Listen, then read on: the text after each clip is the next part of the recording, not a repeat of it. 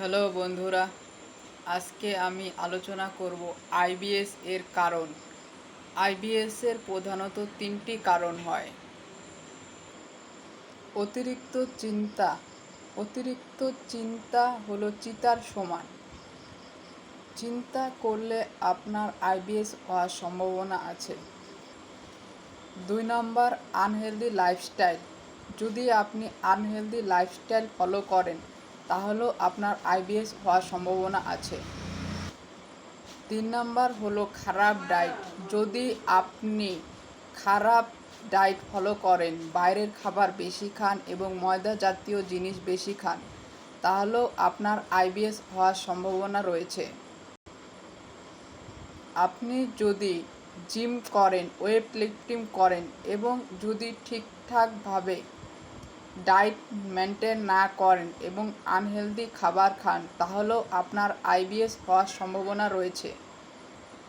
5 number হলো বেশি রাত পর্যন্ত মোবাইল দেখা এবং মোবাইল জাগা, তাহলেও আপনার আইবিএস হওয়ার সম্ভাবনা রয়েছে।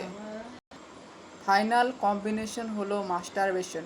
আপনি যদি অতিরিক্ত মাস্টারবেশন করেন তাহলেও আপনার আইবিএস হওয়ার সম্ভাবনা রয়েছে।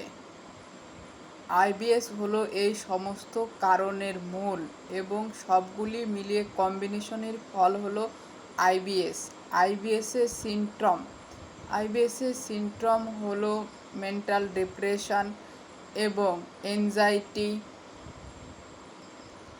স্টুলের সাথে মিউকাস, গ্যাস, বমিটিং, ব্লোটিং এবং ক্র্যাম্পিং, नेवल डिस्प्लेसमेंट इत्यादि। आईबीएस कोई एक सिम्टम नहीं है, आईबीएस में बहुत सारे सिम्टम होते हैं। आईबीएस में अप एंड डाउन आता है। ये मेरा लाइफ का प्रैक्टिकल एक्सपीरियंस है। I am suffer from 6 months of IBS, irritable bowel syndrome. IBS में घबराहट भी रहती है और बहुत सारा एंजाइटी भी रहती है। इसमें बहुत सारा रूल होता है। तो বন্ধুরা, নেক্সট ভিডিওতে আলোচনা করব আইবিএস এর ট্রিটমেন্ট এবং আমার কি যে ডে টু ডে লাইফস্টাইল সেটা নিয়ে আলোচনা করা হবে। তো এগুলি ফলো করলে কিভাবে আপনি অতি সহজেই আইবিএস থেকে বের হতে পারবেন এবং আইবিএস এর অ্যাওয়ারনেস জন্য এই ভিডিও বানানো।